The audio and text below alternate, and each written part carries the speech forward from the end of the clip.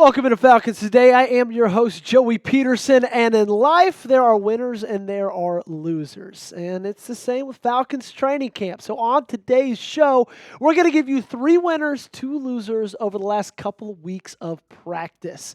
Before that, if you are ready for the season, just as ready as I am, I need you to comment Rise Up down below.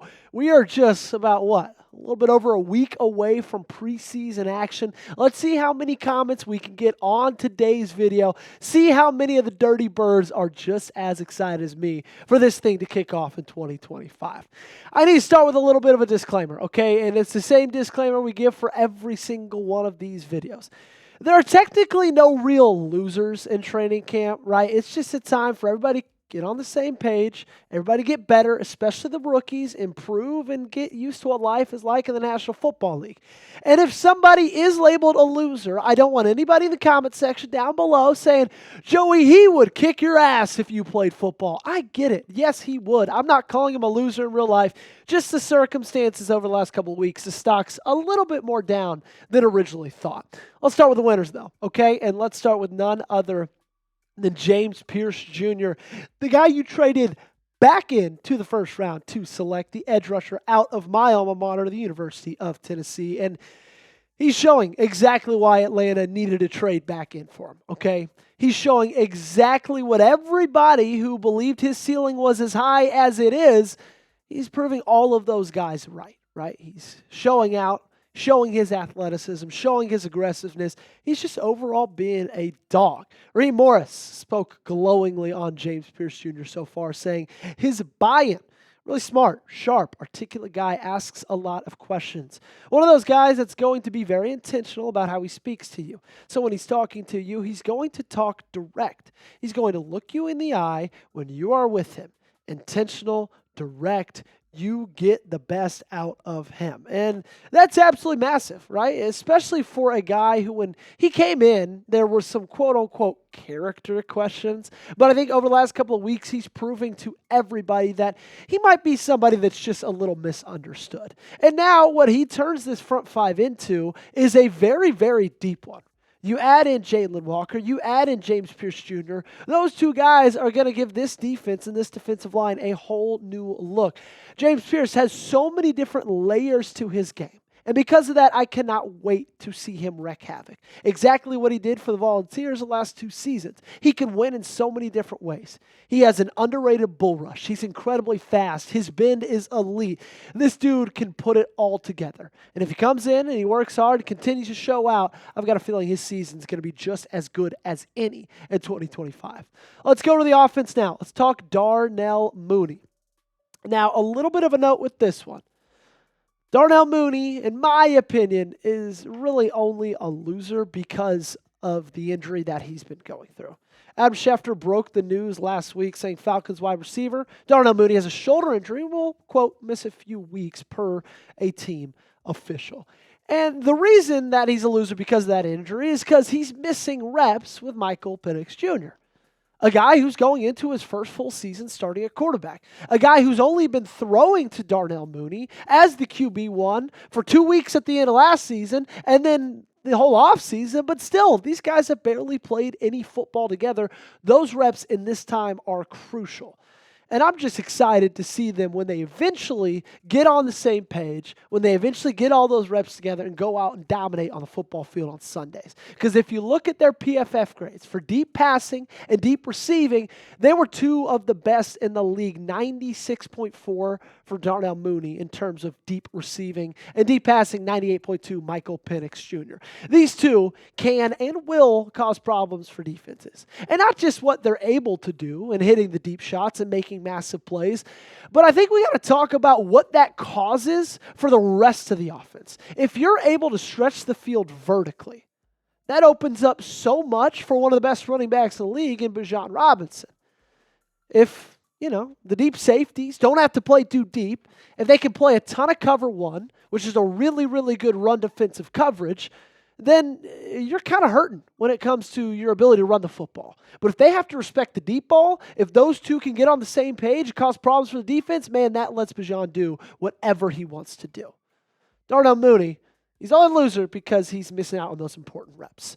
Let's keep it in the wide receiver room, and let's talk about one Drake London, a guy who, I'll tell you this, I am so excited to watch him play in 2025. He's been getting a ton of targets so far throughout training camp. I think he's made it very obvious, him meaning Michael Penix Jr., that Drake London is his top target. Drake London is his number one guy. And why shouldn't he be, right? He proved last year that he has the ability to be a wide receiver one in this league.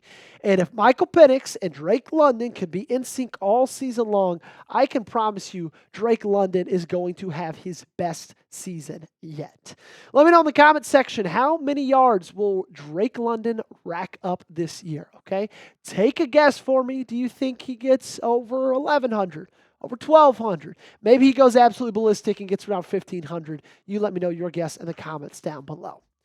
Whatever he does, he's going to be catching the football from this guy right here. And if you love Michael Penix Jr. and are excited to see him as a QB1 for this team in 2025, you can go ahead and get a jersey right now at chatsports.com/MPJ-shirt. That's chatsports.com/MPJ-shirt. Made it super easy for you. I put that link in the comments and description of today's video. So if you want to go down there, take advantage of the sale that's going on right now, because I promise you when preseason starts and then when season rolls on in September, the deal's not going to be there anymore. So take advantage of it while it is.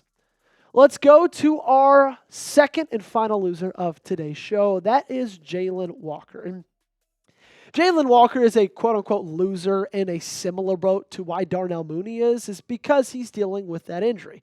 Raheem Morris made that apparent earlier in the week, saying Jalon Walker has a small hamstring injury. It's very minor, which is good news. But also, at the same time, this is a guy who's coming into the National Football League and he's missing valuable reps. This is a really big transition time for a guy like that. Sure, he played at pretty much the most elite level in college. You can't really get at a higher level than the SEC and then playing at Georgia. But that pales in comparison to the National Football League. That pales in comparison to the speed that's on the offensive side of the ball. It pales in comparison to the strength of the offensive guards and the offensive tackles. And all of that, I don't want to say is he's missing those, and that's going to make him a worse player, but those are good reps to be getting at this point in the year. My opinion, though, I don't want them to rush him back anytime soon. I think it's going to be a lot better for him and a lot better for the long run of this team if they're just going to be safe. I would love to see him in the preseason game, but also at the same time, if you don't feel like he's good to go, wait, hold him out. Make sure he's 100% healthy. Let's wrap this up with our last winner, and that is Bralen Trice. Sticking with the defensive side of the football, let's talk about the linebacker and all he's been able to do over the offseason and in training camp as well. Taryn Wack reports the following. When training camp began last week, Falcons head coach Raheem Morris said Trice is, quote, ready to go, but will have some modifications. Regardless of the terminology, Trice has been present at every open practice thus far, and it's so good to see him out there fully, right? It's so good to see a guy out there 100% healthy and playing the type of ball that we all knew that he would be able to play for the entirety of his career. Trice is going to be a big deal to this defense. He's going to be a big deal to their ability to take a step forward from last year to this one. So the fact that he's good to go right now, August 2nd, about 2 weeks into training camp, that's really huge. I expect pretty significant playing time for him in 2025. He's not going to lead the team in snaps or anything, but he's going to be a guy that I think we all look at the end of the season and say, man, he was a really big catalyst for this defense. Taryn Wack went on to say that Trice feels 100% healthy now, and he's excited entering his second season. The Falcons brought in a new defensive coordinator this year, Jeff Ulbrich, and Trice loves the system being installed. It prioritizes getting after the quarterback, and Trice led the FBS in pressures during his final 2 collegiate seasons. I mean, look at these numbers. 78 pressures and 70 pressures over his final 2 years at UW. 148 pressures combined. Now, I'd like to see that sack number go up a little bit, only 16 in his final 2 years compared to his 148 pressures. But regardless, he's a guy that makes quarterbacks nervous when they see him lining up on the other side of the football. And so because of that, because he's feeling good, I'm feeling good about him. Some other winners that we think are at least honorable mentions. Let's talk about Michael Penix Jr. He's been really, really good during training camp. Now, he's had his fair share of downs, which I think we all can expect a year two guy, a guy going into his second year who didn't start a ton of football games last year. But regardless, I think everybody is very confident in his ability to lead this team in 2025. Bijan Robinson has had a really, really good training camp. He's so good that even other running backs are talking about him. Saquon Barkley saying he believes that it's his year. Saquon Barkley saying that nobody cuts the way Bijan does. I'm really, really excited to see him put it all together on the field and to see him be in an offense that is a little bit more dynamic than in years past, even though he racked up 1,456 yards last year.